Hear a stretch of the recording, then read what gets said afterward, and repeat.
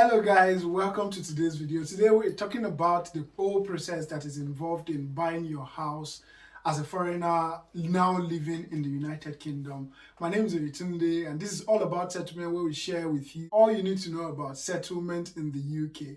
And I'd like you to check on our previous videos. I hope you find them very helpful. A quick disclaimer, I'm not a mortgage advisor, I'm not an expert at this, but based on our experience, having tried 5 different processes of trying to get a house and failing at some point before we got our final house. So I thought it's very nice to share with you some of the tips that are very helpful for you to know if you are getting into the process at any point in time. And then before I get into it, I'd like to clarify a few myths. Again, for some people who know us on this platform, we're still less than 5 years in the UK, but we've got our house now. And at the time, my wife was less than 2 years and I was less than 3 years as well. So some people believe that, oh, before you can buy a house in the UK, you've got to be at least 5 years thereabout, and you've got to have your permanent residence. But that was not applicable in our case. So just know that it's possible. If we can do it, you can also do it. And if you've got your settlement as well, then good for you. You're good to go. Okay, so now that you have agreement in principle, you're almost getting your deposit in full, you then need to find the property. Now, this can also be challenging. Where do you find properties? You can use Zoopla, you can use Rightmove. Those are the 2 major websites for properties, both for buying and selling, for renting as well. So use those 2 and fill in the various filters, the criteria that you're looking for. Is it a 3-bed, detached, semi-detached, a particular location, a particular radius, and all of that. And that would help you to see the various options of houses that are on sale in your typical area. And again, you can also go to specific websites of particular developers. Example, maybe Bellway Homes, Keepmoat Homes, Taylor Wimpey, and the likes. Go into their website and you search for available developments or available properties, and you see the various options for you. And then you need to book in. So when you found the property that you like from any of those websites, the developer's website or Rightmove and Zoopla, then you book appointments to go and see those properties. So when you're checking for property, you consider proximity to school as well if you have children, proximity to your place of work, transport links, especially if you don't drive, you really want somewhere that is close to the bus stop or the tram stop or the train station, thereabout. So just check out for some things that are very important to you, the grocery stores around and things like that. And a bonus tip here will be that if you're buying from a particular builder for new builds, you also want to check on Trustpilot or some very reputable review sites. And those sites will help you to know the quality that those developers deliver when they build their homes. That would help you to avoid, buying a property where you then have to be, paying even more to fix the house later on when you are living in there.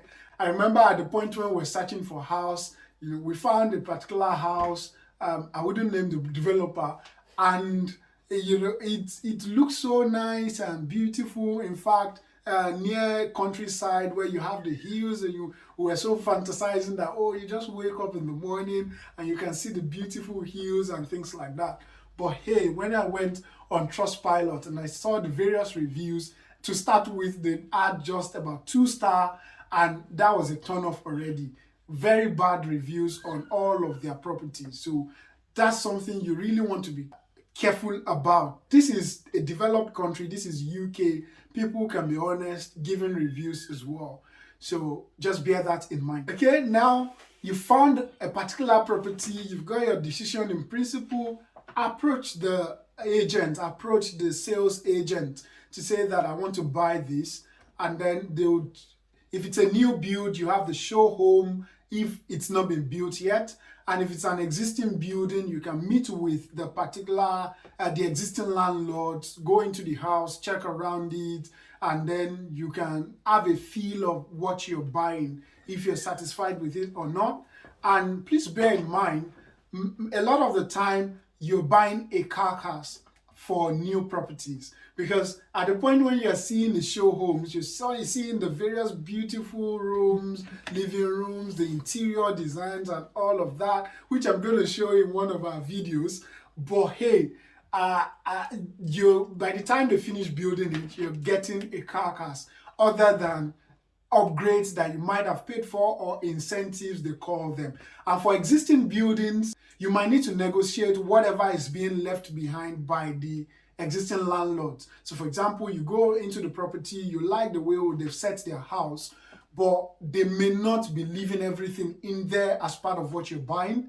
So you would have to identify, well, I think I like your sofa, I like your carpet, I like your fridge freezer or things like that. And then they can either decide to leave it as part of the property value or sell it to you on a case-by-case basis. So just bear that in mind. So when you've approached the sales agent, they will then tell you if you're ready and you've got the various documents to prove to them that you're ready, then you would pay a reservation fee. So after paying the reservation fee, now the work starts. The actual work starts. You approach your mortgage advisor to say, hey, I've got this property now, let's set on fire. And then you need to get a solicitor as well, which you definitely have to pay for. There's no free service even in Freetown. Now, all of those processes will go on. I'm not going into detail at this point. So your solicitor will engage your mortgage advisor, will engage with the lender. You will get a mortgage offer, now an official mortgage offer from the lender, for a particular lender to say, I'm lending you this amount when the property is ready. So then all of those processes go on. If it's an existing building, you need to have agreed with the existing tenant or landlord when they are moving out of that property. Because sometimes, which happened in our case, it took so long from like January to about June that they eventually cancelled the sale, which was a waste of time for us. In another video, I'll be sharing about mistakes that we made along the whole process so that you can also avoid them if you're getting into this process.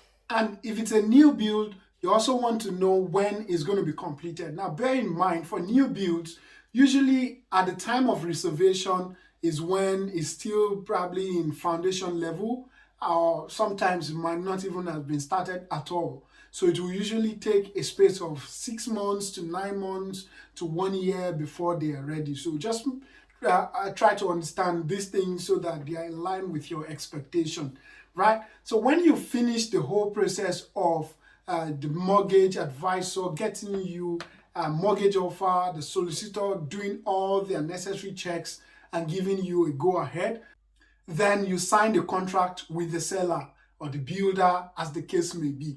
Now, if it's a new build, you have to then wait until the property has been fully built, when the keys will be handed over to you.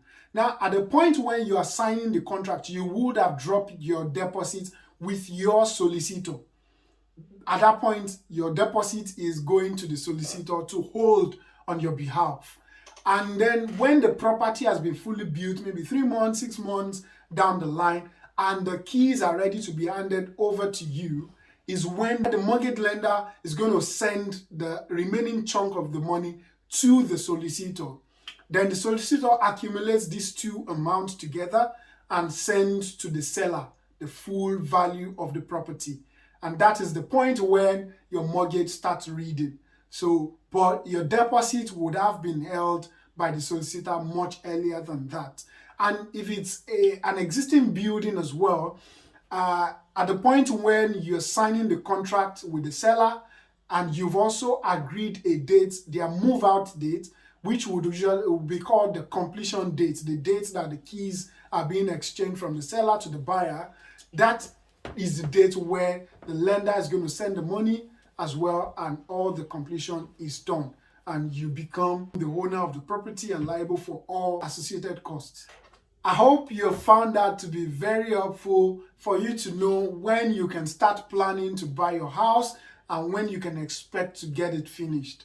Let me know in the comment box what you think about this video. Please don't forget to subscribe to our channel. We share very valuable information and tips for you to live a successful and a settled life in the UK. And make sure you're sharing to your friends and family, to your loved ones, and on your various platforms as well. You like our videos, and drop in the comment, let us know how you feel about our video, and I'll see you in the next video. Bye for now.